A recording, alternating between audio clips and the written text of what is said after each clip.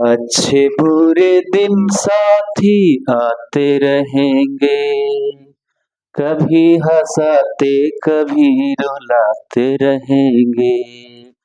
अच्छे बुरे दिन साथी आते रहेंगे, कभी हंसाते कभी रुलाते रहेंगे। बस यही बात याद रखना हो, बस यही बात याद रखना, अपनी भी जिंदगी में खुशियों का पल आएगा, ढूंढेंगे तो मिल जाएगा, ढूंढेंगे तो मिल जाएगा। हेलो दोस्तों, मैं विकास कुमार आप लोग का स्टार ग्रेसफुल एजुकेशन पर स्वागत करता हूं।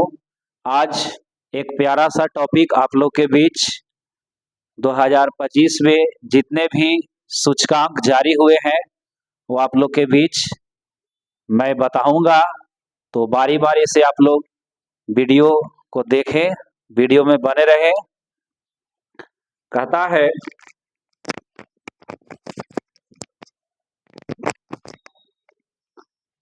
सतत व्यापार सूचकांक।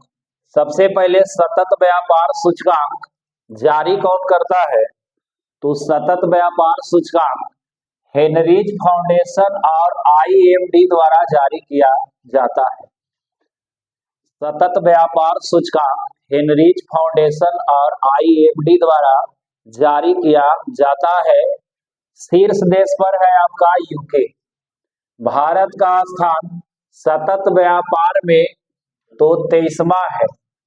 सतत व्यापार साथ साथ करेगी तो 2 और 3 लगातार है, यानी साथ साथ, यानी 23वां स्थान। यानी सतत व्यापार सूचकांक में भारत का स्थान 23वां है। जारी कौन करता है? तो हेनरीज फाउंडेशन और आईएमडी द्वारा जारी किया जाता है।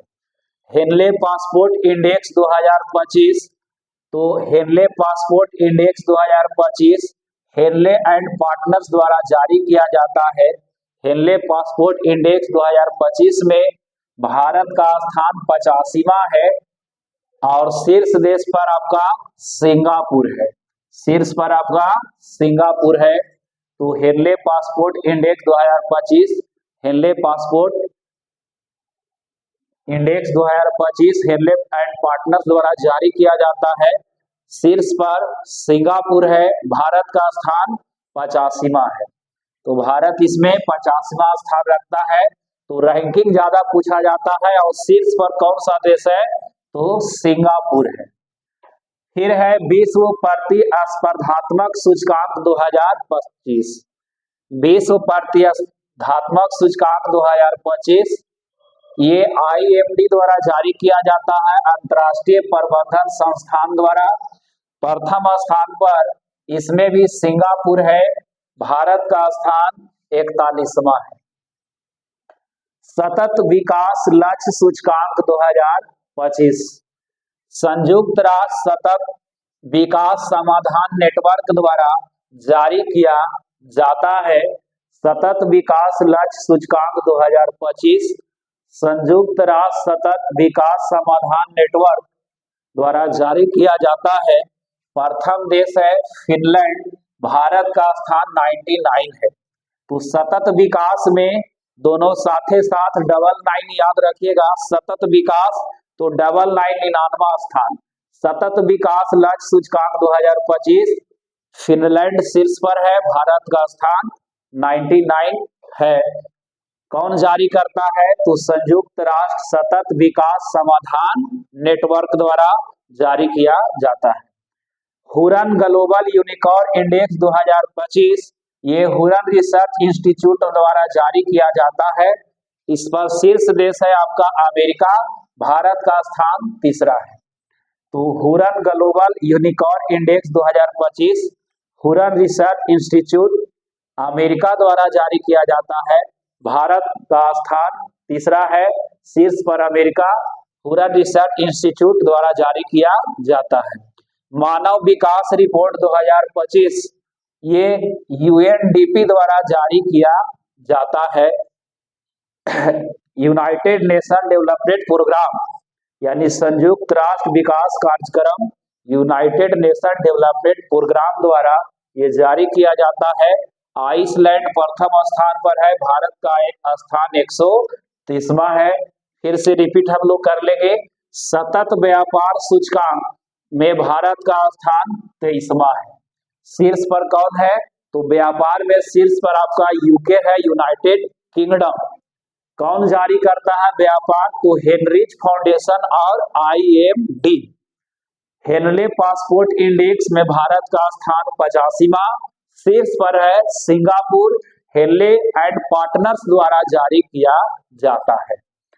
विश्व प्रतिस्पर्धात्मक सूचकांक प्रतिस्पर्धा में भारत का स्थान 41वां है।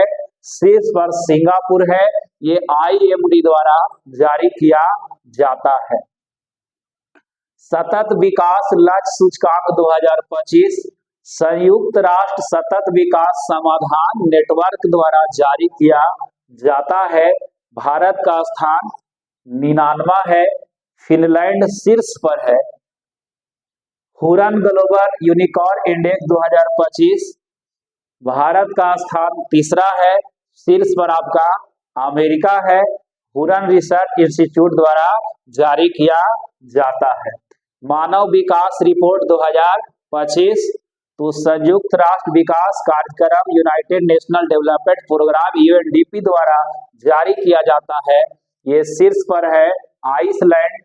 और भारत का मानव विकास रिपोर्ट में भारत का स्थान 130वां है।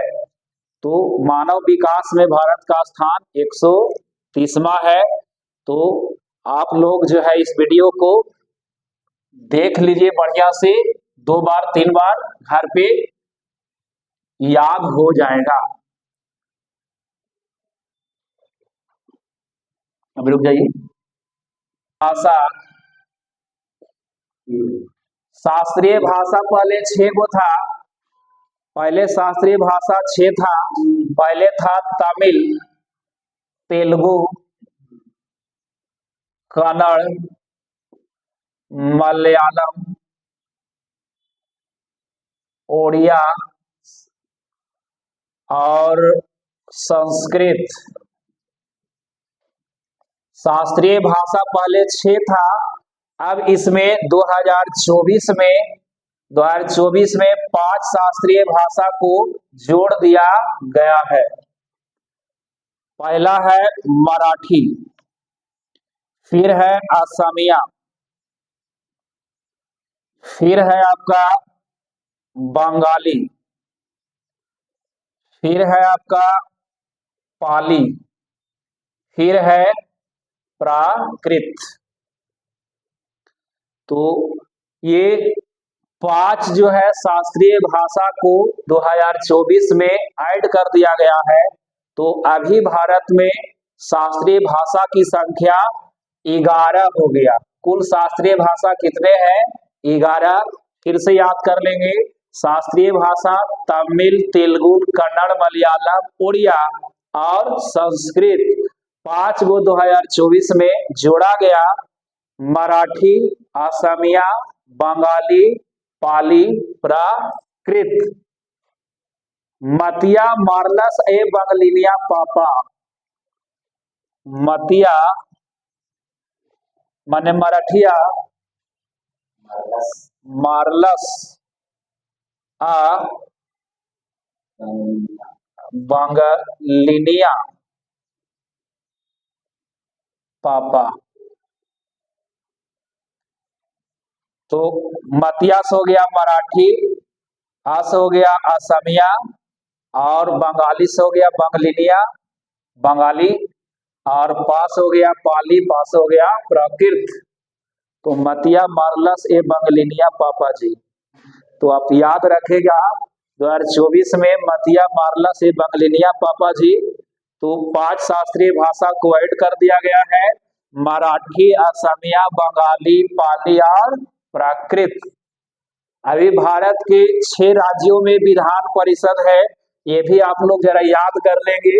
सबसे पहले आपका प्यारा देश है बिहार, फिर है आपका उत्तर प्रदेश, उत्तर प्रदेश में भी विधान परिषद है, फिर है कर्नाटक,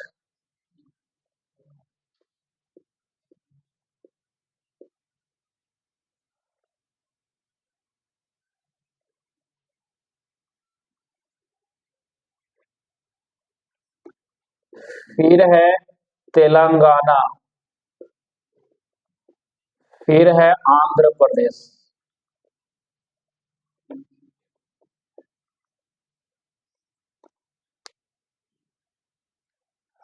तो महाराष्ट्र यहां लिख देते हैं, महाराष्ट्र, कर्नाटक। तो इसे याद रखेंगे, 6 राज्यों में अभी वर्तमान में विधान परिषद है। बिहार विधान परिषद की संख्या है 75, बिहार में लोकसभा की संख्या है 40। तो बिहार, उत्तर प्रदेश, महाराष्ट्र, कर्नाटक, तेलंगाना और आंध्र प्रदेश में विधान परिषद है। तो याद रखेंगे, बिहारी, बिहारी उमा, बिहारी उमा के प्यार में गाना गा के अंधा हो गया, अंधा हो गया, कहानी खत्म, आपको याद हो गया। बिहारी उमा के प्यार में गाना गा के अंधा हो गया, तो बिहारी हो गया, फिर आपका बिहारी से बिहार हो गया, उसे हो गया उत्तर प्रदेश, महाराष्ट्र, कस हो गया कर्नाटक, गाना गा के माने तेलंगाना, और अंधा हो गया आंध्र प्रदेश। तो बिहारी उमा के प्यार में गाना गा के अंधा हो गया, और मतिया मारलस ए बंगलिनिया ए पापा जी। तो 5 प्राकृत भाषा को 2024 में जोड़ दिया गया है। तो शास्त्रीय भाषा भारत में कितने हो गए? तो 11 शास्त्रीय भाषा हो गए, तमिल, तेलुगु, कन्नड़, मलयालम, उड़िया, संस्कृत, मराठी, असमिया, बंगाली, पाली और प्राकृत। तो आप लोग को अच्छा लगा होगा, तो मेरे चैनल स्टार ग्रेसफुल एजुकेशन को लाइक करें, सब्सक्राइब करें, अपने दोस्तों के पास शेयर कर देंगे। फिर मिलते हैं मैं अगले वीडियो में।